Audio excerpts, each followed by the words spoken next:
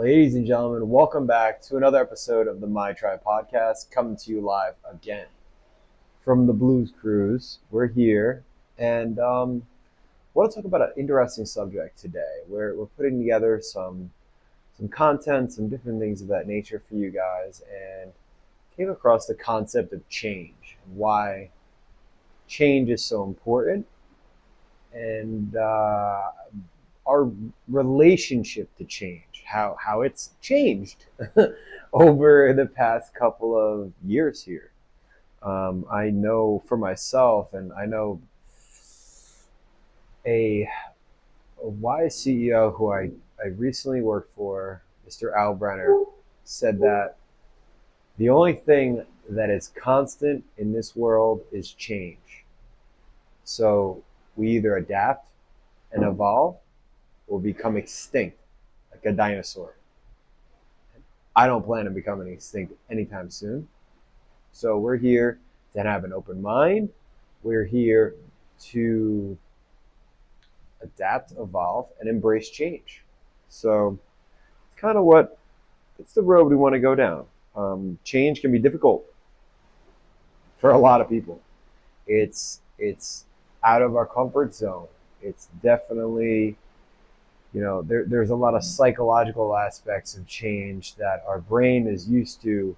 All right, Monday we do this, Tuesday we do that, Wednesday we do this, and we do it with these people. And maybe sometimes those people come and they go from your life, and you have to figure out how to adjust in different ways and embrace the change, so to say.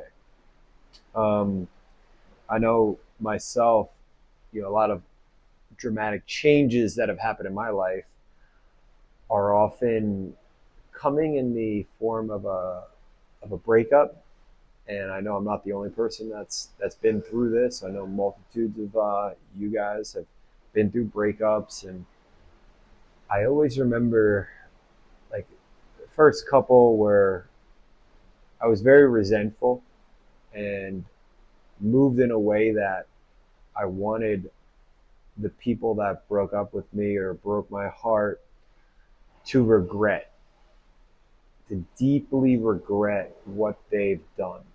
And I wanted to make that decision the worst decision of their life. There was this very egoic voice in me about that, of how I wanted them to know they made a mistake. And because I was hurt, that was coming from a place of where I was not a strong person in my life. I was very much reactive and poor me, and I played the victim very much of my life. So I think as I've grown older, and as, let's call it, heartbreaks have continued, instead of looking at it through the lens of the decisions that they made, I've chose to take responsibility for it, in the sense that this situation can either make me or break me. And I damn sure am not going to let it break me. I can guarantee you that it will not break me. And that's been, it's been amazingly helped me to embrace change, to embrace the ups and downs of life. Because when we're down, you have to have some sort of thought process to help you navigate through the down, to get you to where you want to be. And when you're down in that low, when you're in that pit, how do we climb again? How do we try to dig ourselves out? As if we keep digging and it keeps getting us lower and lower and lower. I think that, knowing that this situation will either make me or break me, help to give me the perspective of, well, I have two roads here at this breakup. I could go down the road of things I've always done in the past, things that I've always been accustomed to during a breakup, which was get drunk, get, go out, hook up with other girls, and go down that road of drowning my sorrows the way that I think most men do. Um, and not that there's anything wrong or that I'm judging anyone for that, but I know that that was a pattern that I was exhibiting, and I wanted it to change because I wanted to be a lot more intentional about the way I live my life. And that's a lot of why I ended up in Florida, was when I did have my heart broken. I called my best friend. I was like, "Yo, bro, what are we doing? What are we doing? Are we going out and let's go on a hike?" And we went on that hike. Instead of going out on a Saturday, we went up on to Bear Mountain on a Saturday. And I'll let you go back and watch the other video here about the hike that changed my life. That is something I would highly recommend going back and watching when you're done with this one here. But if you like this one, go check that one out, because that decision led me to where I am today, to be on this amazing cruise ship. I mean, are you kidding me? Do you see this blue water behind me? How blessed. Literally, how blessed do I feel right now to be here, to be talking to you guys, doing what I love to do, and embracing the change. This is change. This is a level of change that I was not sure that I could ever do previously. Um, when I was running a residential building 3 years ago, and the fact that I've embraced it, and I feel that I'm very proud of the example of change. And maybe I was getting nervous a couple of days ago, a couple of weeks ago, where it was like things weren't going right. Things weren't going. It's called according to plan, and I was considering pivoting to this or pivoting to that, and I had a close friend of me and said, "Yo, enough with all the pivoting. Get your mind right. Get on track. Pick what you want to do and execute." And I think that's what has kept me on the road, driving forward here, and able to sit down, set up my camera here, and have a conversation with you guys, and you know change and adapt and evolve. And I feel like my everything's been a cycle. It's been a cycle of getting training up and running. Okay, great. The training is going. It's going great. Now let's get Isopalooza up and running. Okay, Isopalooza is going. It's going great. It's running. And now let's get the podcast going. And it's up, and we're building that.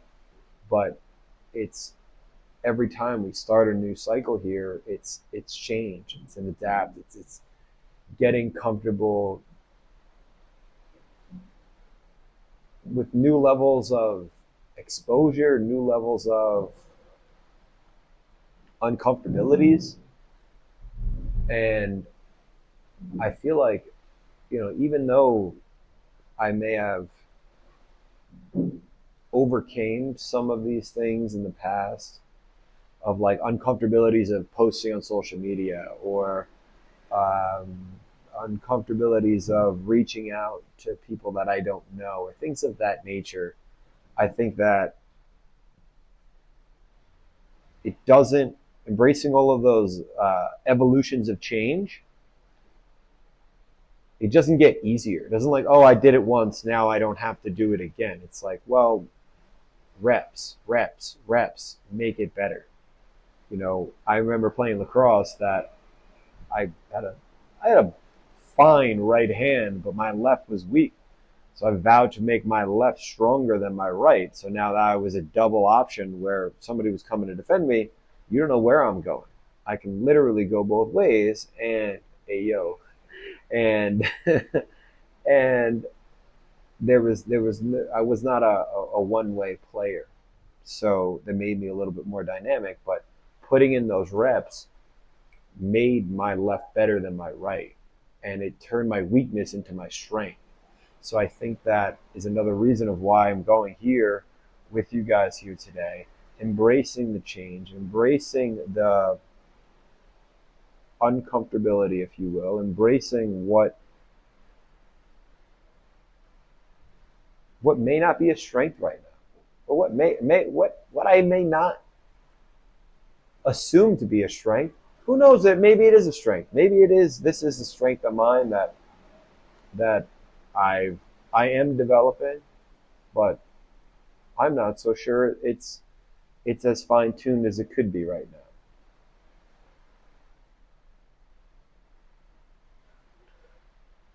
And I feel like embracing this change has helped me to have a growth orientated mindset, to always be wanting more, always be asking how can I how can I do better here? How can I contribute in a more unique way? How can I carry out my mission in a more efficient and effective manner? And I think there's moments of like I have to go back to my mission of living authentically, inspiring others to do so, to be on their mission, to be on their journey, to believe in themselves. And I need to go back and revisit my why so that can inspire me to embrace the changes, to embrace the things that are uncomfortable at the moment. So that is kind of that is where I stand right now. I think a lot of the strategies for embracing change, I'm going to give you guys some practical things here, is, you know, breaking change into steps. Like if I'm trying to take out potato chips from my diet, well, I'm not just going to say, oh, well, that's it. Like, no, I'm going to do it for 30 days. And I do it every full moon. It's been a powerful exercise of like, all right, every full moon, we're going to practice this. And from this period to that period. And then we're going to assess that change and see if we want to keep it or remove it. So is it something that's serving me to be a better version of myself tomorrow? Or is it, it was great. That that doesn't have that much power over me anymore. So I've done it with alcohol, I've done it with weed, I've done it with French fries, I've done it with sweets. These are things that I've done in the past where taking small, manageable steps of change in my life for a certain period of time. If I know it's going to end on October 18th, then I know I can hold out for that long. And then I can assess and change at that point, but I can hold out for that long. Um, with that, I feel that if it's something that I've never done before, if it's a change that I'm nervous undertaking, I would say that I've been blessed to reach out for support, to reach out to mentors and to people that are family friends who've maybe been down a road before, whether it be a new profession, starting a business. I don't know anybody that's started a podcast, but I can definitely connect with other people that have started a business where they had said, all right, well, what I'm doing is a long shot. I don't know if it's going to pay off, but you know what? Let's do it anyway. So how do I connect to those people that have done that and that are not fueled by immediate gratification? Because that's what is missing here. Doing this, I'm not making any money doing this right now, but I hope to make money doing it one day. I hope to get up and talk and to connect with amazing individuals every single day. That's what I hope and pray for. And if I don't start now doing this here, embracing this change, then that hopeful ending will never come true, will never come to fruition if I don't embrace the change now. So, what is the change that you know that you should be embracing in your life at this moment? What is that change? When you think about it, I want you to write it down, and I want you to share it with us if you feel comfortable. If not, share it with someone who's going to hold you accountable, whether it be out on social media or whether it be just to a close friend that's going to say, yo, did you do that shit?